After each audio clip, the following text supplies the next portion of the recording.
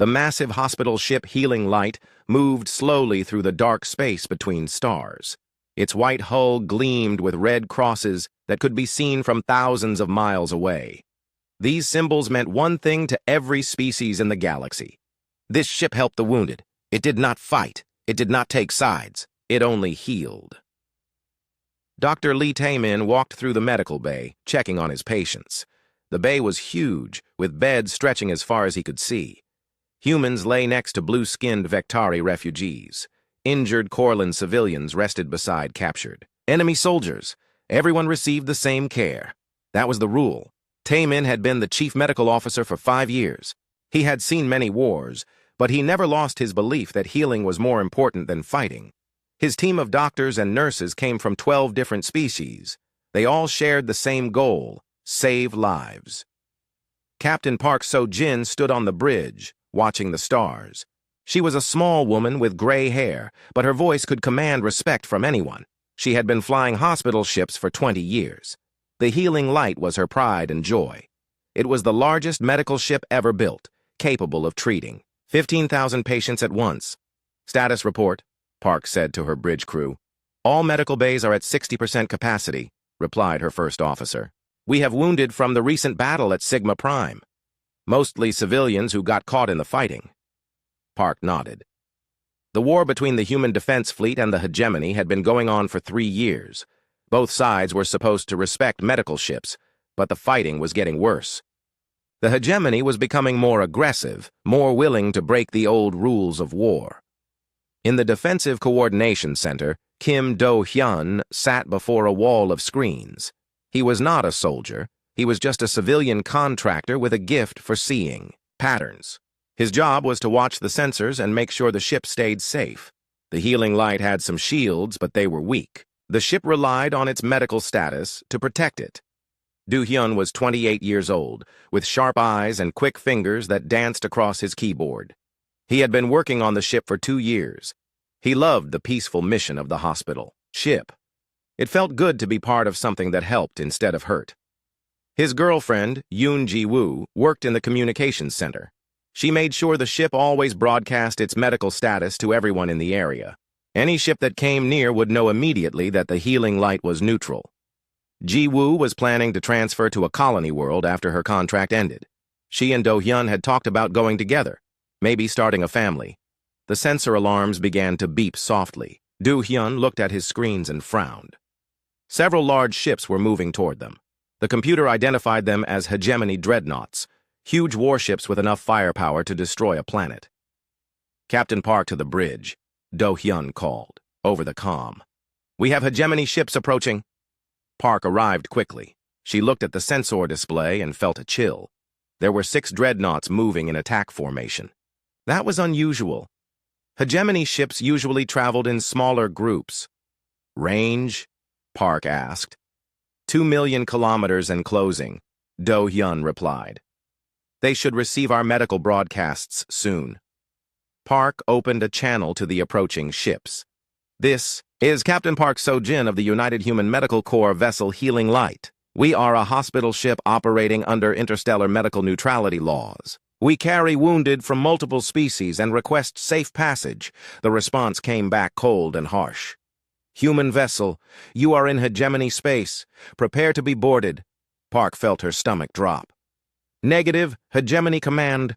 We are in neutral space, according to all current star charts. We are protected under medical neutrality agreements signed by your government." Silence. Do-hyun watched the enemy ships getting closer. Something was wrong. The Hegemony ships were not slowing down. They were spreading out, surrounding the hospital ship. This was not the pattern for a boarding action.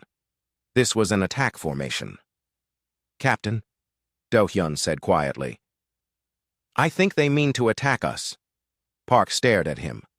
"That's impossible. We have wounded Hegemony soldiers on board. They can scan us and see we're really a medical ship." Dr. Taemin's voice came over the comm from the medical bay. "Captain, we're receiving more wounded from a transport that just arrived. Some of them are Hegemony prisoners. Should I treat them?" "Of course," Park replied. "Treat everyone." The Hegemony ships were now only 1 million kilometers away. Do-hyun could see energy building in their weapons. His pattern recognition training was screaming warnings at him. Everything about this felt wrong. "Captain, we need to raise shields and call for help," Do-hyun said. Park hesitated. Raising shields might be seen as a hostile act. Medical ships were supposed to be defenseless. But Do-hyun's worried voice made her reconsider. "Raise shields to minimum power," she ordered. "Send a distress call to the human defense fleet." Ji-woo worked frantically at her station, sending out emergency signals. The message was simple. Hospital ship under threat, requesting immediate assistance. The hegemony ships stopped 200,000 kilometers away. For a moment, there was silence. Park hoped they had realized their mistake. Then the first energy beam hit the healing. "Light!" The ship shook violently. Alarms screamed throughout the vessel. The beam had struck Medical Bay 7, where over 300 patients were being treated. "They're firing on us!" Do-hyun shouted, unable to believe what he was seeing. Park grabbed her comm. All ships, this is UHMS Healing Light. We are a hospital ship under attack by hegemony forces. They are targeting medical facilities. This is a war crime." The second beam hit Medical Bay 4. The third hit the surgical center, where Dr. Tae-min was operating on a wounded child. Do-hyun watched his screens in horror as the enemy ships fired again and again. They were not trying to disable the hospital ship. They were trying to destroy it. Worse, they were specifically targeting the medical bays where the most patients were located. "They know exactly where to hit us," Do-hyun whispered. "They've been studying our layout." A massive explosion rocked the ship. Medical Bay 2 was gone, along with everyone inside it. The death toll was climbing by the second. Park tried to surrender. "Hegemony ships, we surrender! Stop firing! You are killing wounded civilians!" The enemy response was another barrage of weapons fire.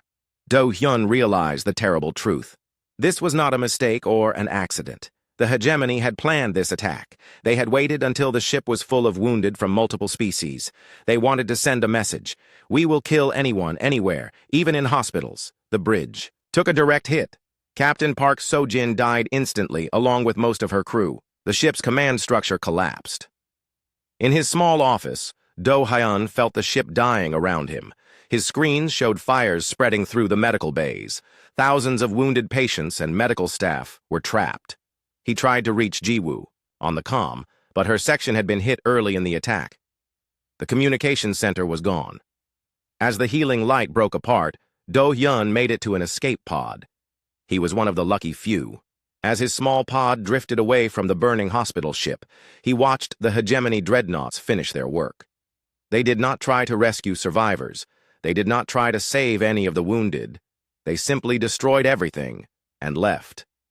Do-hyun floated in space, watching the woman he loved and the life he had planned burn away into nothing. But something else was burning, too. His faith in the possibility of civilized war was dying, replaced by something cold and calculating. The hegemony had made a mistake. They thought they were sending a message about their power. Instead, they had just created their worst enemy. The rescue ships arrived 3 hours too late. Kim Do-hyun floated in his escape pod, one of only 47 pods that had made it away from the healing light. The massive hospital ship was now just glowing debris scattered across space. Commander Han Woo-jin of the Human Defense Fleet cruiser Determination personally oversaw the rescue operation. His face was grim as the reports came in. Of the 12,000 souls aboard the hospital ship, fewer than 200 had survived. Do-hyun was pulled aboard the Determination by a rescue team. The medic who checked him was surprised to find no physical injuries, but something was wrong with his eyes. They had a distant, cold look that made people uncomfortable. "What's your name, son?" Commander Han asked gently. "Kim Do-hyun." "Defensive Coordinator, UHMS Healing Light," Do-hyun replied in a flat voice. "You're safe now. We're taking you back to Earth for debriefing." Do-hyun nodded slowly. "Commander, I need to access the ship's sensor logs before we leave." "The ship is destroyed. There are no logs." "Not the hospital ship," Do-hyun said patiently. "Your ship. Your sensors recorded the attack. I need to see the data." Commander Han was puzzled. Most survivors were in shock, crying, or completely silent. This young man was asking for tactical data like he was writing a report. Why do you need the sensor logs? Do-hyun's answer was simple. Because I need to understand exactly what they did and why they did it. Against his better judgment, Commander Han allowed Do-hyun access to the sensor data. What Do-hyun discovered made his blood turn to ice. The attack had been planned for weeks. The sensor logs showed that hegemony scout ships had been tracking the healing light for almost a month. They had studied its route, its patient capacity, and its defensive capabilities. They had waited for the perfect moment, when the ship was carrying wounded from multiple species and was deepest in neutral space. Do-hyun spent the entire trip to Earth analyzing the data. He barely ate. He did not sleep. He just stared at numbers and patterns on his screen. Dr. Nam Subin, the fleet psychiatrist, tried to talk to him. Do-hyun, you've been through a terrible trauma. You should rest. It wasn't trauma, Do-hyun replied without looking up from his work. It was data collection. What do you mean?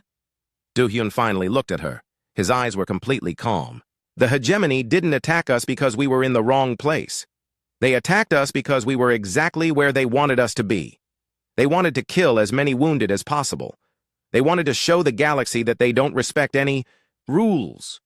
Dr. Nam felt a chill. Do-hyun, you're talking about this like it's a math problem. It is a math problem, Do-hyun said. They made a calculation. They decided that attacking a hospital ship would frighten their enemies and show their strength. But they made an error in their math. What error? Do-hyun turned back to his screen. They assumed the only cost would be the lives they took. They didn't calculate the cost of what they created. When they reached Earth, Do-hyun was brought before Fleet Admiral Choi Seung-ho. The admiral was a veteran of many wars, but the hospital ship attack had shaken him deeply. Such a direct violation of medical neutrality had never happened before.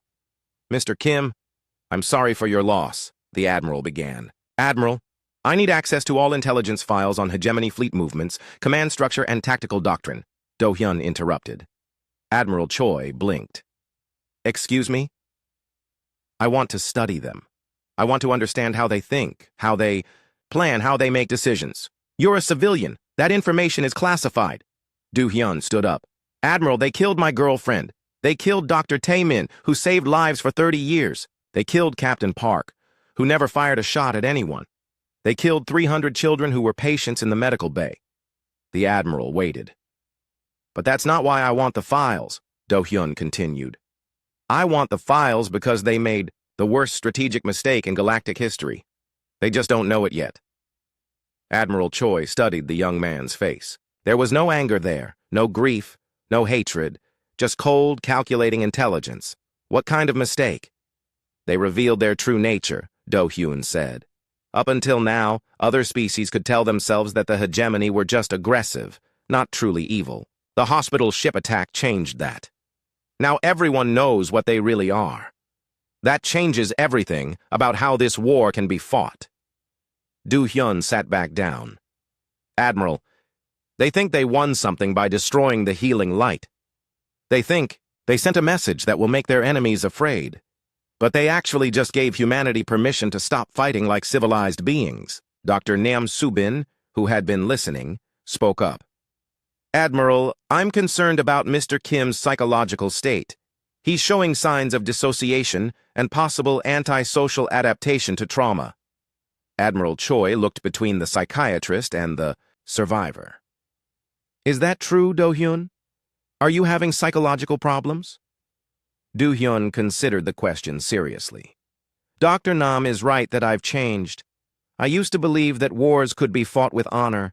I used to think that all intelligent species would respect basic rules about protecting the innocent. I don't believe those things anymore. He paused. But I'm not crazy, Admiral. I'm just seeing clearly for the first time. The hegemony has shown us who they really are.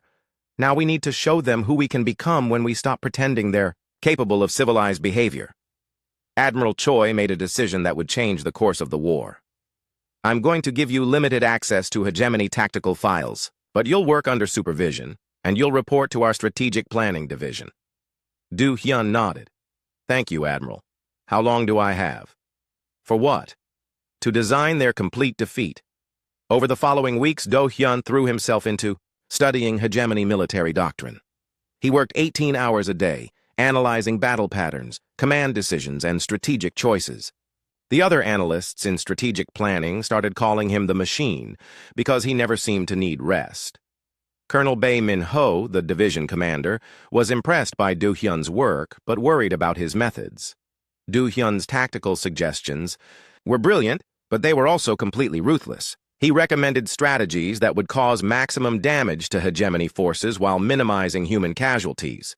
Do-hyun, Colonel Bae said one day, your plan for the Antares sector would work, but it would result in the deaths of 30,000 hegemony soldiers. Yes, sir, Do-hyun replied calmly. That doesn't bother you? Do-hyun looked up from his calculations. Colonel, those 30,000 soldiers are part of a military force that deliberately targets hospitals. Every day they remain alive and armed, more innocent people die. The most moral action is to remove their ability to cause harm as quickly as possible. Colonel Bae realized he was dealing with someone who had fundamentally changed. The young man who had worked peacefully on a hospital ship was gone. In his place was something new, a mind that could calculate the most efficient ways to destroy humanity's enemies. Dr. Nam continued her sessions with Do-hyun. You haven't grieved, she told him. You haven't processed the loss of Yoon Ji-woo or your other friends. I've processed it completely, Do-hyun replied. Ji-woo died because the hegemony chose to murder medical personnel.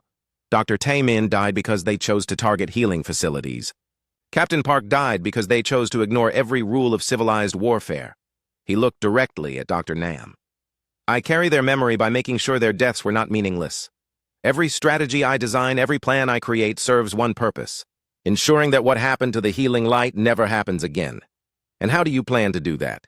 Do-hyun's answer was simple and terrifying. By making the cost of attacking medical facilities so high that no species in the galaxy will ever consider it again. Late at night, Do-hyun would sit alone in his quarters, staring at a picture of Ji-woo. But he wasn't mourning. He was calculating. He was planning. He was becoming something the galaxy had never seen before, a human mind that had learned to think like a weapon. The hegemony had attacked a hospital ship to send a message about their power.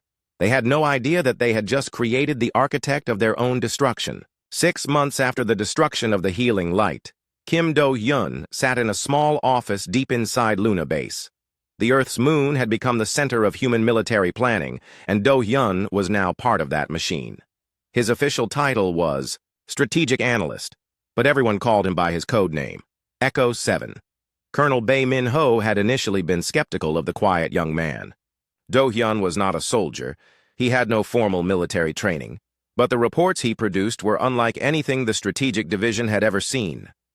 Do-hyun's first major analysis was titled Hegemony Decision Patterns, Predicting Enemy Actions Through Historical Behavior.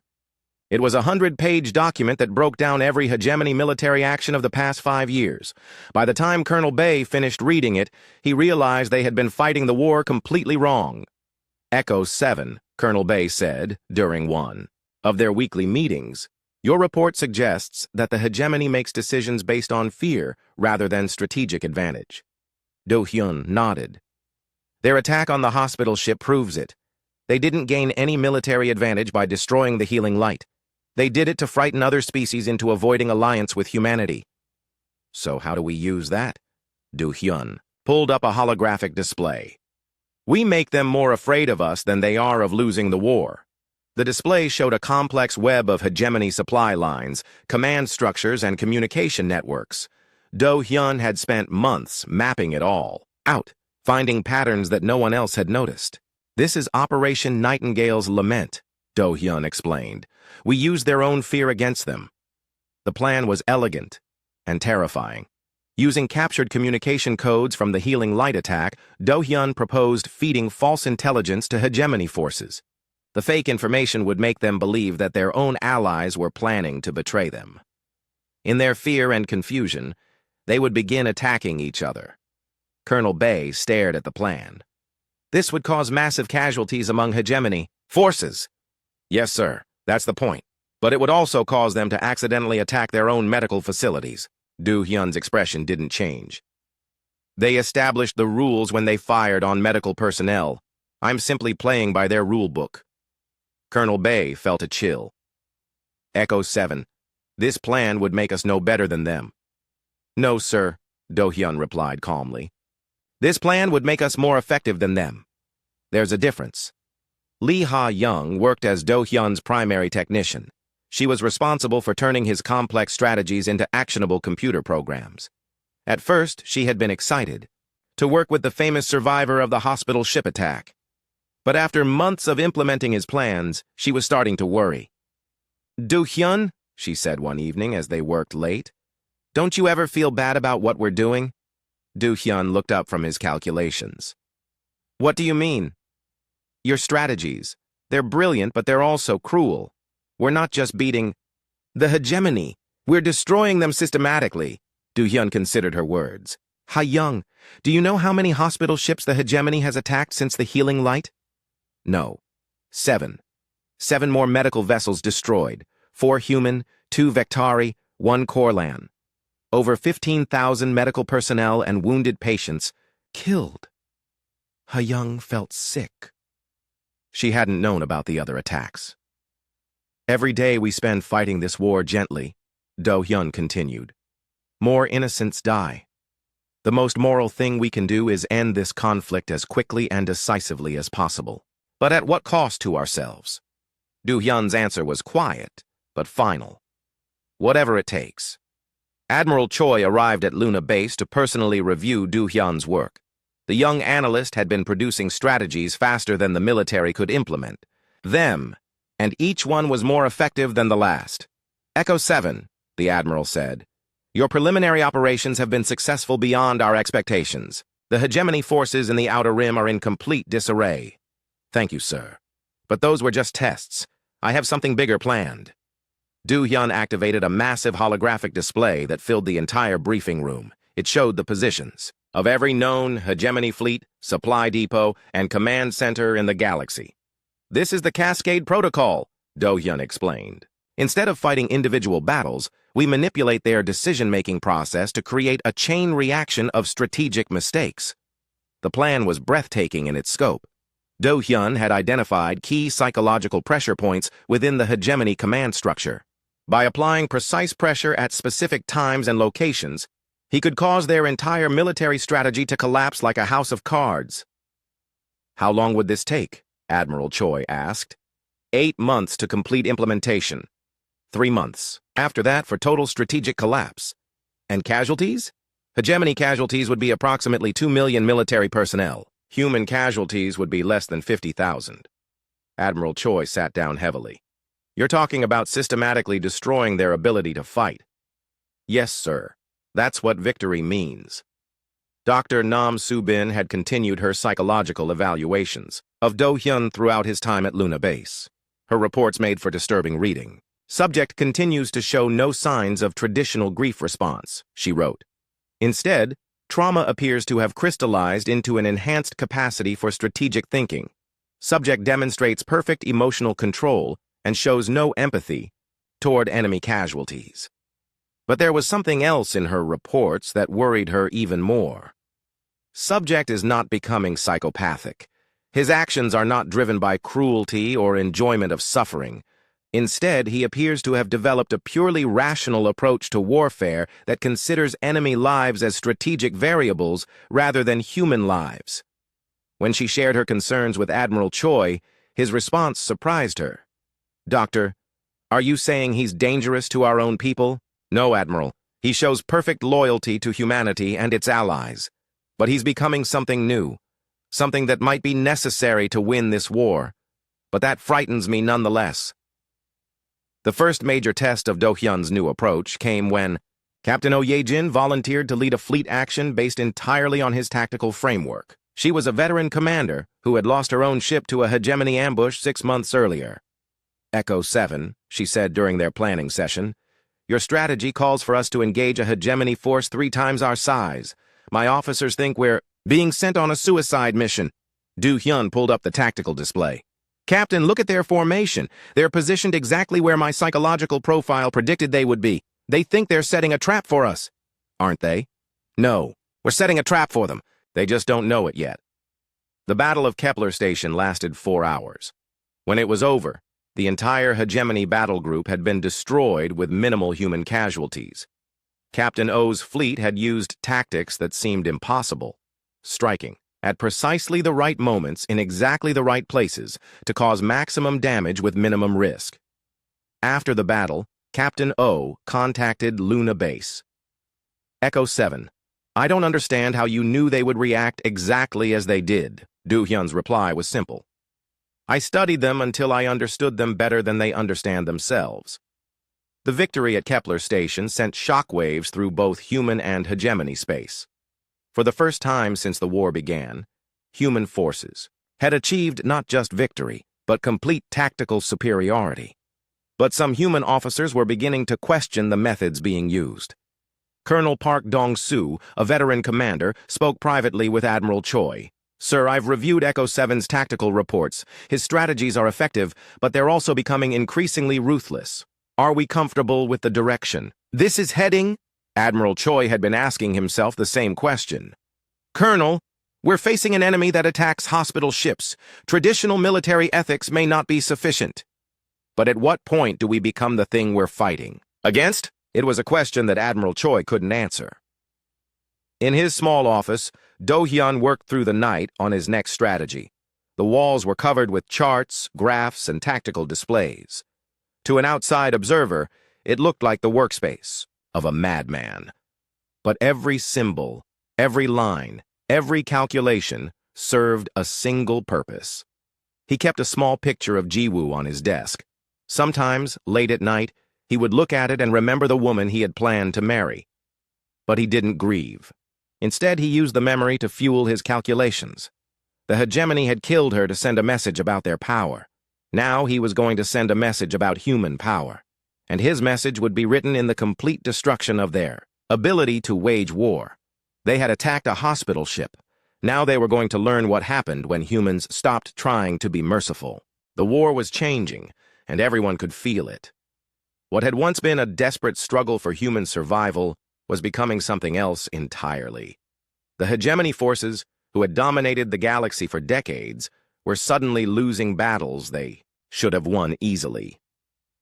Captain Oh Ye-jin stood on the bridge of her flagship, the Retribution, watching her fleet prepare for the largest operation yet based on Kim Do-hyun's strategic framework. 3 months had passed since the victory at Kepler Station, and in that time, human forces had won 12 major engagements without a single defeat. Captain, her tactical officer reported, we're receiving the final updates from Echo 7's Cascade protocol. Oh pulled up the holographic display. Do-hyun's plan was beautiful in its complexity. Instead of simply destroying enemy forces, it was designed to make the hegemony defeat themselves through their own fear and aggression. All ships report ready, her communications officer announced. Oh opened a channel to her fleet. This is Captain O. Today we implement Phase 7 of the Cascade Protocol. Remember, we're not just fighting to win this battle. We're fighting to change how wars are fought in this galaxy. The Battle of Meridian Cluster began exactly as Do-hyun had predicted. The hegemony forces, responding to carefully planted false intelligence, had positioned themselves in what they thought was an unbeatable formation. They had no idea that their own tactical doctrine had been turned against them. O's fleet struck at precisely calculated points, causing the enemy formation to collapse in confusion. Within 2 hours, a hegemony force of 80 ships had been reduced to scattered survivors. The human fleet had lost only 3 vessels. But it was what happened next that truly showed the genius of Do-hyun's strategy. The surviving hegemony ships, following their standard doctrine of regrouping at the nearest command station, led human forces directly to a major supply depot. The depot's destruction crippled hegemony operations across 3 star systems. Echo 7. O transmitted to Luna Base. Your predictions were perfect again. How do you do it? Do-hyun's reply came back calm and measured. I don't predict what they'll do, Captain. I make them want to do what I need them to do. Back on Luna Base, Do-hyun was working on something new. He called it the Retribution Matrix, a comprehensive database of every hegemony officer who had been involved in attacks on civilian targets. The system could track their movements, predict their assignments, and create opportunities to eliminate them specifically. Lee Ha-young found him working on it late one night. Do-hyun, what is this? Quality control, he replied without looking up. I don't understand. Do-hyun turned to face her. Ha-young, we've been fighting this war as if all enemy soldiers are the same, but they're not. Some of them are just following orders. Others actively choose to target civilians and medical facilities. He gestured to the display showing hundreds of hegemony officer profiles. These individuals have personally ordered or participated in attacks on non-combatants.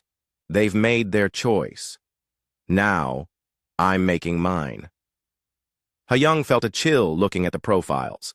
Each one had detailed information about their crimes, their current location, and the best method to eliminate them. This isn't military strategy. This is assassination. It's precision, Do-hyun corrected. Instead of killing thousands of ordinary soldiers, we remove the specific individuals who make the choice to commit war crimes. It's actually more humane. Colonel Bae Min-ho was becoming increasingly uncomfortable with Do-hyun's methods.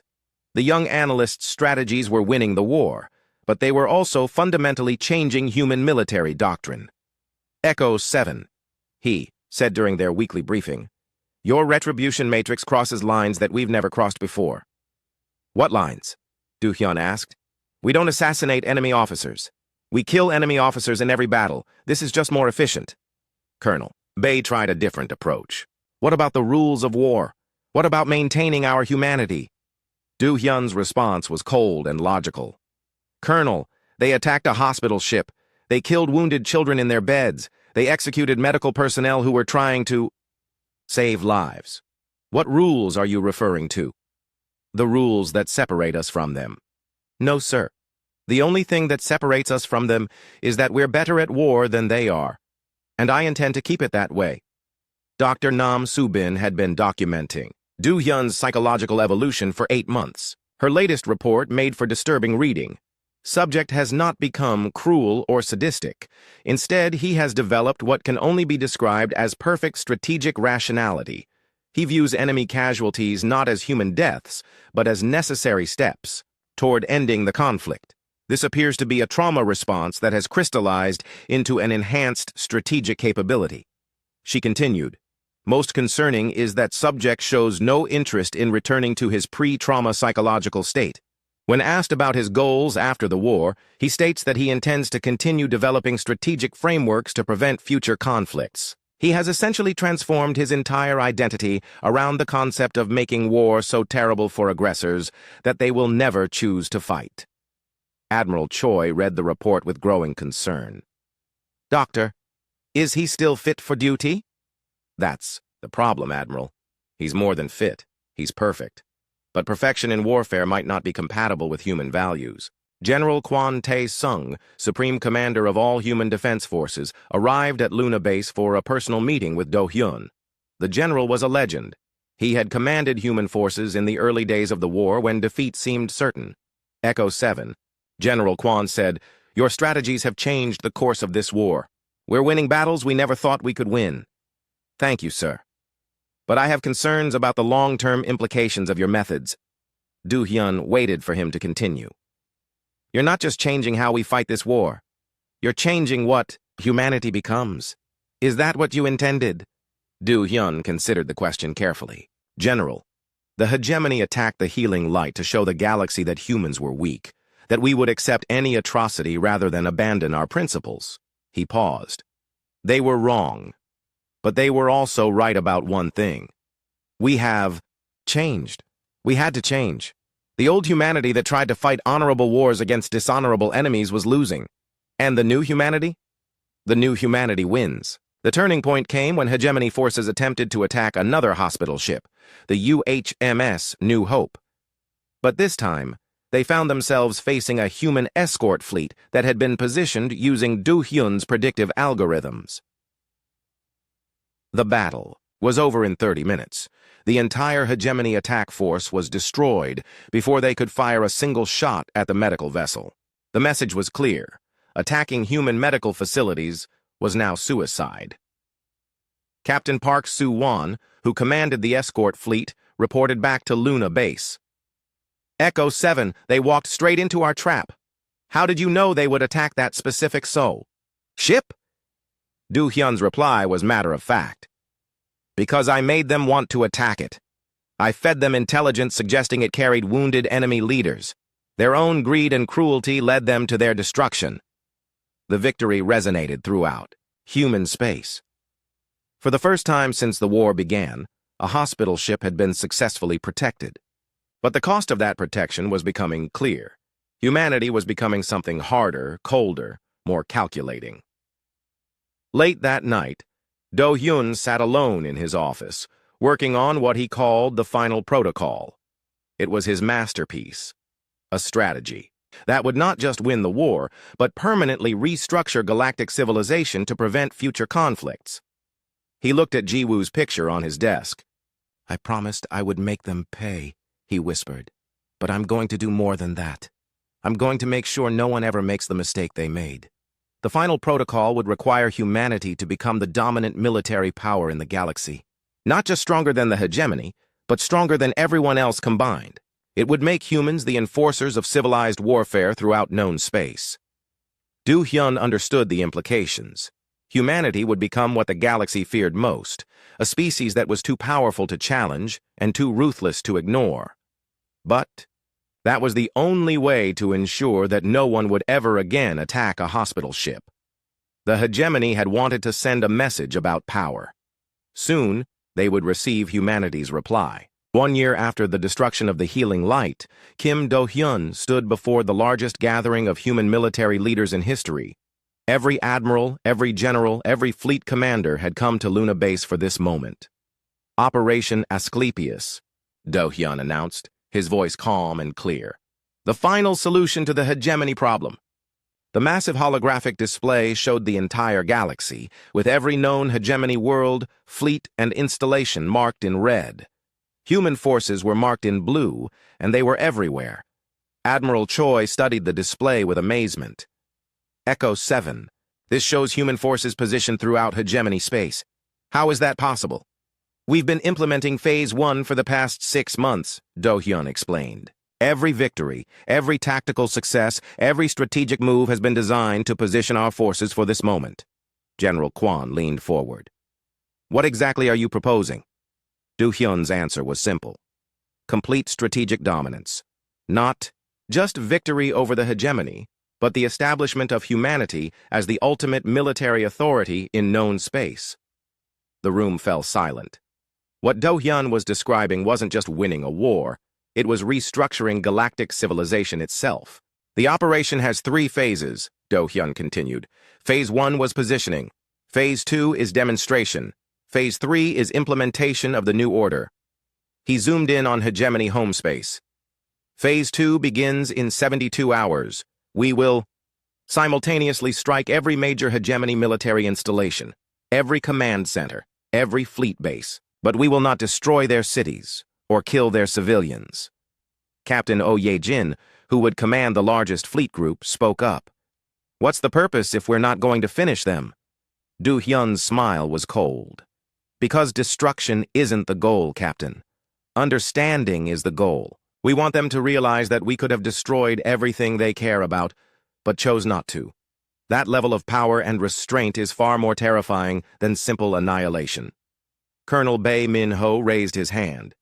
Echo 7, what you're describing, would require the largest military operation in galactic history. The coordination alone is already complete, Do-hyun finished. Every ship captain has their sealed orders. Every fleet commander knows their position. Every timing sequence has been calculated to the second. He activated another display showing the intricate timing of the operation. In exactly 72 hours, 300 human fleets will strike 800 hegemony targets simultaneously. The entire operation will be completed in 6 hours. Dr. Nam Subin, who had been observing from the back of the room, felt a chill. She had watched Do-hyun transform from a traumatized survivor into something unprecedented. A human mind that could orchestrate the defeat of an entire galactic civilization. What about after? She asked. What happens to the galaxy once you've demonstrated this level of human power? Do-hyun turned to her. That's Phase 3, Doctor. The Healing Light Accords. a new set of interstellar laws that will govern warfare throughout known space.